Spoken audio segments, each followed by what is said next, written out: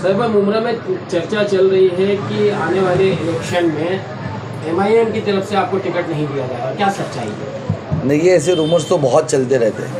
अभी यानी जिन लोगों को लग रहा है कि ऐसा रूमर्स फैला करके वो लोगों को यानी वलगला सकते हैं या हमारे वोटों को ऊपर नीचे कर सकते हैं, वो कोशिश करने दीजिए। सच्चाई जो बहुत अनकरीब है और अभी इलेक्शन शुरू हुए जस्ट अभी यानी आज से नामकरण करना ये सब शुरू हुआ है। 25 तारीख तक इंशाअल्लाह ताला हमारा डिक्लेरेशन आएगा, तब आवाम को सब सच खुद पता चल जाएगा।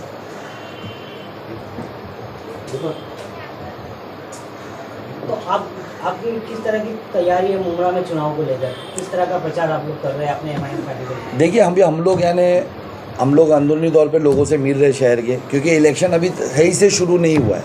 अभी शहर के अंदर आप लोग देख रहे हैं सिर्फ तमाशे लगाए जा रहे हैं। जिस तरीके का एक माहौल क्रिएट किया जा रहा है, एक मेक के बाजू में आकर के नारेबाजी जानबूझ के लगाना, ये इलेक्शन नहीं है।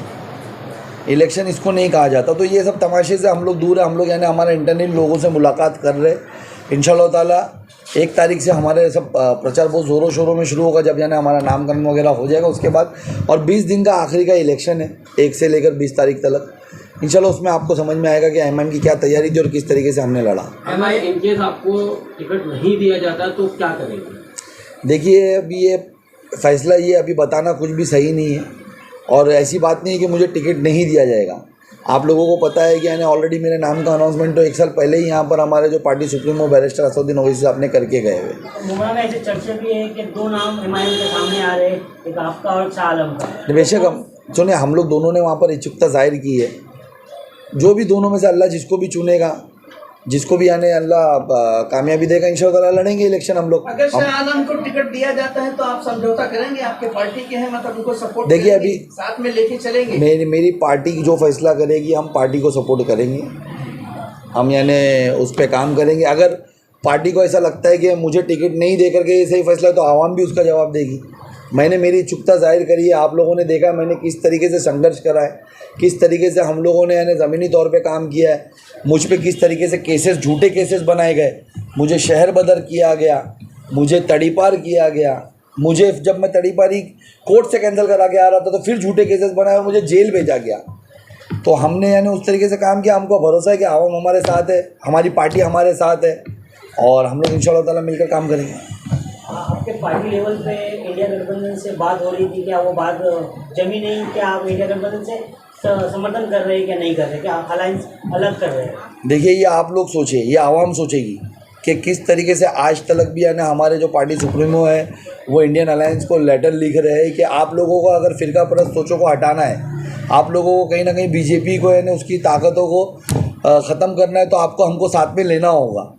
लेकिन वो क्यों नहीं ले रहा, अब आप समझिए। यानी अभी हम लोग बस यानी दरी बिछाने के लिए रह गए उनकी नज़र में और वोट बैंक के यानी एक वोट बैंक बन के रह गए। वो नहीं चाहते कि हम हिस्सेदारी में आए, हमारे लोग यानी उसमें जाए, असेंबली में जाए और हमारे लोगों के लिए आवाज़ उठाए। बस हम उनके पीछे नारे और ये लगाए करके अभी तक उन लोगों ने कोई क्लियरिफिकेशन नहीं दिया है। सैफ भाई, अब तक MIM का कोई प्रचार नहीं दिख रहा था इलेक्शन में, अभी इसके बाद कैसा प्रचार होने वाला है? मेरे भाई, इलेक्शन अभी शुरू नहीं हुआ है। ये जो 2 जन कर रहे हैं ना यहाँ पर, जो एक माहौल क्रिएट किया जा रहा है, इसको इलेक्शन नहीं कह सकते आप। ये तो ये पर्सनली तनाव है उनका। कल तक साथ में थे, आज अलग हुए, तो ये दोनों आपस में सिर्फ एक में को दिखा रहे, इसको इलेक्शन नहीं कह सकते। इलेक्शन आप लोग भी इस शहर के और इस देश के, आपको पता है कि इलेक्शन आखिरी 10 से 15 दिनों का होता है, 20 दिनों का होता है। उससे पहले अभी आप बताएं कि हम क्या नहीं थे। अभी हम 13 दिन यहाँ पर स्टेशन पर बैठा हुआ था। 13 दिन में शहर के लिए आवाज़ उठा रहा था, कब्रस्तान के मुद्दे पे आवाज़ उठा रहा था। मुझे पेपर नहीं दिखाया गया। ये आप लोगों के सामने की बात है। और किस तरीके से यानी तैयारी की जाती है, ये आप बताएं। लोगों को इनके आपसी झगड़े से क्या फ़ायदा हो रहा है? ये क्या प्रचार हो रहा है? अरे मैं तो चाहता हूँ आवाम इनसे सवाल करे। ये दोनों जब आकर के आपकी बिल्डिंग के नीचे दोनों गुट खड़े होकर के तमाशा करे, एक्टिंग करे, तो आप इनसे सवाल करो कि ये सब बात में करो। चोरी के वक्त तो तुम दोनों साथ में थे। हमारे स्लाटर हाउस का क्या हुआ, उसका जवाब दो। हमारा कब्रस्तान के पेपर क्यों नहीं है, उसका जवाब दो। हमारे स्कूलों के रिजर्वेशन पे क्यों तुम्हारे लोगों का कब्जा है, हमारे कॉलेज के रिजर्वेशन पे क्यों तुम्हारे लोगों का कब्जा है, इसका जवाब दो। हमारे शहर में आज भी बुनियादी सहूलतों पे क्यों तुम्हारे लोगों को पानी के लिए धरना देना पड़ गया, इसका जवाब दो। ये अपोजिशन का काम है जो हम करते। तुम यानी हम तो चाहते लोग इनसे सवाल करेंगे। इलेक्शन की तैयारी नहीं है मेरे भाई, मैं वापस से बोल रहा हूँ। इलेक्शन ये शहर 1 तारीख से देखेगा किस तरीके से इलेक्शन लड़ते। और MIM आपको पता है कि इस शहर का फ्रंट अपोजिशन MIM ही रही है। पिछले 10 सालों से 12 सालों से हम नहीं है जो यहाँ के जो भी करप्शन है उसकी हमने आवाम के सामने खोला है, आवाम के सामने रखा, हमने करा है। और अभी भी हम ज़मीन पे ही है ना। अभी कितना दिन हुआ मुझे धरने से उठ करके। साहब भाई, सूत्रों से ये भी पता चला कि शरद चंद्र पवार पार्टी की तरफ से आपको जो है ऑफर भी किया गया है। देखिए, ये सूत्रों के यानी बातें कहाँ से बाहर आती मुझे समझ में नहीं आता है। अभी कुछ दिन पहले सूत्रों से मुझे पता चला कि भाई पता चल रहा है आप कहीं प्रवेश ले रहे हो। मैंने कहा भाई कब लेने वाला हूँ, तो बोले आज शाम की आपकी खबर है। बोला बस शाम तक रुक जाते, मुझे भी खबर लग जाएगी। जो तुम्हारे सूत्रों से लगी मुझे भी लग जाएगी। देखिए, इस तरीके की बातें फैलाई जाती है और बहुत फैलाई जाती है। क्या आपने मेरे पे इल्ज़ाम 2014 में नहीं देखा, सुना नहीं आपने सूत्रों ने कहा कि मैं जा रहा हूँ कहीं पे? आपने 17 में नहीं देखा, 19 में ये इल्ज़ाम नहीं लगा हम पे? अरे मुझे तड़ी पार किया गया तो लोगों में ये मैसेज फैलाया गया अब वापस आकर के तो सेफ पटन हमारे साथ आने वाला है, डर गया है। फिर मुझे जेल पहुँचाया गया है तो ये बात की गई। ये बातें होती रहेगी, लेकिन आप लोग यकीन रखिए मैं मेरे शहर के साथ कभी भी गद्दारी नहीं होने दूंगा, ना हम लोग करेंगे। हम लोग हमारे शहर के हक के लिए लड़ रहे और हमको पता है कि इनके साथ मिलकर के वो लड़ाई मुकम्मल नहीं हो सकती। चोरों से हाथ मिला करके शहर को इंसाफ नहीं दिला सकते हम। तो हम यानी हमारे शहर के हक के लिए लड़े, हम हमारी तरीके से ही लड़ेंगे और हमारी पार्टी हमको लगती है कि इंसाफ दिलाएगी इस शहर को, हमारी कौम को। हम उनके साथ ही रहेंगे। सेफ भाई, चुनाव के दौरान अभी आमदार जितेंद्र रावत इनके द्वारा उनका मैनिफेस्टो जारी किया गया है, क्या कहेंगे? आपने देखा है उनका मैनिफेस्टो? हाँ, मैनिफेस्टो मैंने देखा है कि अभी भी 15 साल होने के बाद भी ये लिख रहे कि सफ़र अभी बाकी है। अब कितना सफ़र बाकी है? अभी क्या शहर की आवाम बताए कि अब 150 साल दे इनको, 15 साल इनको दिए, अब इनका सफ़र बाकी नहीं है। वो सफ़र नहीं है, वो सफ़र है, सफ़र। इंग्लिश में उसे क्या कहते हैं समीर भाई? सफ़र। इंग्लिश में जब आप सुनो सफ़र, तो यानी अभी आवाम का सफ़र करना और बाकी है इनके हिसाब से, SUFFER, और तुम्हारा सफ़र करना बाकी है, इनको झेलना बाकी है, ये ऐसा लिख रहे। लेकिन मैं आपको बताऊं, अगर उन्होंने हिंदी में लिखा कि सफ़र अभी बाकी है तो उनका सफ़र अभी ख़त्म हो चुका है। इंशाल्लाह ताला MIM का सफ़र शुरू होगा, MIM के सफ़र का आगाज़ होगा। और अभी यानी शहर ने उनको 3 बार मौका दिया। 15 साल बहुत होते, 150 साल मौका नहीं दिया जाएगा। 15 साल में शहर में ज़ीरो है वो। 15 साल बाद भी अगर वो पानी की बुनियादी सहूलतों के लिए अगर धरना दिए अभी 1 महीना पहले, तो ये उनका फेलियर है।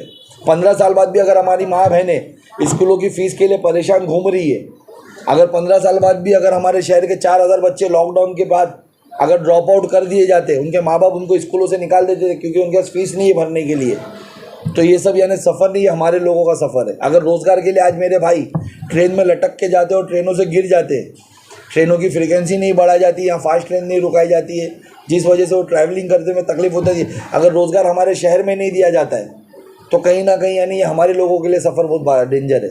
तो सफ़र अभी ख़त्म होगा, इंशाल्लाह ताला MIM का सफ़र शुरू होगा। और हर चीज़ है जिस पे मैं आपसे बात कर रहा हूँ, टोरेंट, ये वो सब इंशाल्लाह ताला इसका हल हम देंगे इंशाल्लाह ताला से। आज जो है विधायक जितेंद्र रावत ने जो म्यूनसिपलिटी हॉस्पिटल है उसमें जो विजिट किया, उनके बाद उन्होंने कहा है कि जो स्लाटर हाउस के लिए आप धरने से बैठे थे, जो है स्लाटर हाउस को CM को बोलकर जो साइन रुकवाई गई, साइन नहीं करने दी गई, क्या कहेंगे? साफ साफ झूठ है। मुझे नहीं पता ये क्या, अभी आपके थ्रू मुझे स्टेटमेंट पड़ा, लेकिन मैंने जो सुना मैं आपको कह रहा हूँ, साफ साफ झूठ है। आवाम समझे कि अर्बन डेवलपमेंट की तरफ से 2014-13 में ही हम लोगों को रिजर्वेशन मिल चुका है। कब्रस्तान का अलग मिला था, स्लाटर हाउस का अलग मिला था। इन्होंने स्लाटर हाउस की जगह बिल्डरों को आधी जगह बेच करके, कब्रस्तान की पूरी जगह बेच करके स्लाटर हाउस की आधी जगह में हम लोगों को कब्रस्तान दिया, वो भी इल्लीगल दिया। तो ये जो रिजर्वेशन की साइन रुकाई गई है, ये रुकाई गई, सब झूठ बात है, सब फेक बात है। इन्होंने अगर 2013 में मिला था तो इतने हम 24 में है, 11 साल हो गया, क्यों नहीं स्लाटर हाउस बनाया गया? अर्बन डेवलपमेंट की परमिशन सब होने के बाद ही आई ना, TMC के वहाँ ठहराव सब होने के बाद ही आया ना, तो क्यों नहीं कर रहा? ये साफ साफ झूठ बोल रहे जितेंद्र रावत। ये नहीं चाहते, ये इनकी सोच, ये पता करे आवाम कि ये इजराइल क्यों जाते थे, क्या ट्रेनिंग लेने जाते थे, जिसके चलते आज हमारा शहर रोज़गार के लिए भी परेशान है, तालीमी इदारों के लिए भी परेशान है, एजुकेशन के लिए भी परेशान है। क्यों हमारे शहर में ड्रग्स एकदम धड़ाधड़ से बेचे जा रहे, हर गली हर नुक्कड़ पे बेचे जा रहे, छोटे छोटे बच्चे क्यों मुलविस हो रहे इस ड्रग्स के नशे में? ये आवाम सोचे, ये कौन सी सोच है? ये किस तरीके से इजरायली पैटर्न हमारे शहर पे इस्तेमाल किया जा रहा है और ये झूठ बोल करके क्यों वलगलाया जा रहा है? आवाम सोचे। सेफ भाई, ये होगी विपक्ष की बात, अगर आप चुनाव में उतरते तो किस मुद्दे पर लेकर आप जनता के सामने जाते? मेरा शहर पूरा मुद्दों से घिरा हुआ है। क्या आपने नहीं देखा कि हम टोरेंट के विरोध में काम कर रहे हैं? क्या आप नहीं देख रहे कि हम यानी कब्रिस्तान के लिए काम कर रहे हैं? आप नहीं देख रहे कि हम हमारे शहर के रोज़गार के लिए हम स्लाटर हाउस जैसी चीज़ें, हॉकर जोन के लिए काम कर रहे हैं? क्या आप नहीं देख रहे कि रिजर्वेशन ज़मीन है जिधर हमारे बच्चों के खेलने का मैदान है, जहाँ हमारे बच्चों का कॉलेज स्कूल, हम सब मुद्दों के लिए काम कर रहे हैं। लेकिन हाँ देखिए, हमारा एक साफ एजेंडा है। मैं आपके माध्यम से मेरी आवाम को कहना चाहूँगा, अगर MIM को आपने इख्तियार दिया तो हम यहाँ पर साल से 1.5 साल के अंदर टोरेंट को हटाएंगे। ये सब झूठी बात है कि 20 साल का कॉन्ट्रैक्ट है, नहीं हट सकता। हमारे पास बहुत एग्जांपल्स है जहाँ से टोरेंट ने, जहाँ पर प्राइवेट कंपनी इलेक्ट्रिसिटी प्राइवेटाइजेशन किया गया था, कॉन्ट्रैक्ट 20-20 साल का था, लेकिन 4-4 साल में, 5-5 साल में, 8-8 साल में वो हटाए गए। आवाम नाराज़ थी। तो खैर, अगर ये भी मेरा वादा है, अगर टोरेंट को आप हमें इख्तियार दीजिए, टोरेंट को नहीं हटाए तो हम यहाँ पर टाटा पावर लाएंगे उसके अल्टरनेट में। कंज्यूमर की बाई चॉइस होगी कि वो क्या इस्तेमाल करना चाहता है, वो टोरेंट यूज़ करना चाहता है, वो टाटा पावर से इलेक्ट्रिसिटी लेना चाहता है। हम ये सब चीज़ों पे काम करेंगे। आप एक बार पावर तो दीजिए। जिस असेंबली में आपने इनको चुन के भेजा और ये वहाँ पर मांग नहीं करके टोरेंट लेकर आए, आप हमें चुन के भेजिए, हम वहाँ पर जाके टोरेंट का कॉन्ट्रैक्ट रद्द कराएंगे। और अगर टोरेंट का कॉन्ट्रैक्ट रद्द नहीं होता तो हम वहाँ से टाटा पावर का एग्रीमेंट करवा के टाटा पावर लाएंगे। और ये कोई मैं नई चीज़ें नहीं बोल रहा हूँ, आप साउथ मुंबई में जाकर के देख सकते हैं, वहाँ पर 2-2 प्राइवेट कंपनी, 3-3 प्राइवेट कंपनी एक ही एरिया में इलेक्ट्रिसिटी की दी गई है। और वो कंज्यूमर की चॉइस है कि वो अडानी लेना चाहे, वो टाटा लेना चाहे, वो MECDCL लेना चाहे, वो पर्सनल अपनी बाई चॉइस से ले सकता है। तो मैं कोई नई चीज़ नहीं बोल रहा हूँ, हम सिस्टम में रहकर काम करने की बात कर रहे हैं। ये हमारा सबसे बड़ा मुद्दा है। हम रिजर्वेशन की ज़मीनों पे जो इनके कब्जे इंशाल्लाह ताला हमारे शहर में लाएंगे ताकि हमारे शहर का बच्चा फ्री पढ़े। आज आपको पता है, लॉकडाउन के बाद 4000 बच्चे ड्रॉप आउट कर दिए गए स्कूलों से। क्यों कर दिए गए? क्योंकि उनके माँ बाप के पास फीस नहीं है भरने के लिए। अगर हमारे घर में 4 बच्चे तो 2 बच्चों को पढ़ा पा रहे, 2 बच्चे नहीं पढ़ रहे, तो क्या इस पर हमको काम नहीं करना चाहिए था? क्या इनको काम नहीं करना चाहिए था? हम उस पर काम करेंगे। शेख भाई, आपकी पार्टी महाराष्ट्र में कितनी सीटों पर कैंडिडेट उतारने वाली है? देखिए, ये बड़ा फैसला है। अभी युति के चलते तो हमने 28 सीटें मांगी थी, जो मुझे पता है अभी ये बड़ा फैसला है। बैरिस्टर असदुद्दीन ओवैसी साहब है, हमारे इम्तियाज़ जलील साहब है, हमारे जितने बड़े लीडर आने वो डिसाइड करेंगे, वो बताएंगे। लेकिन हम इंशाल्लाह ताला पूरे स्टेट में कंटेस्ट करेंगे और पूरी ताकत से करेंगे, ये तय है।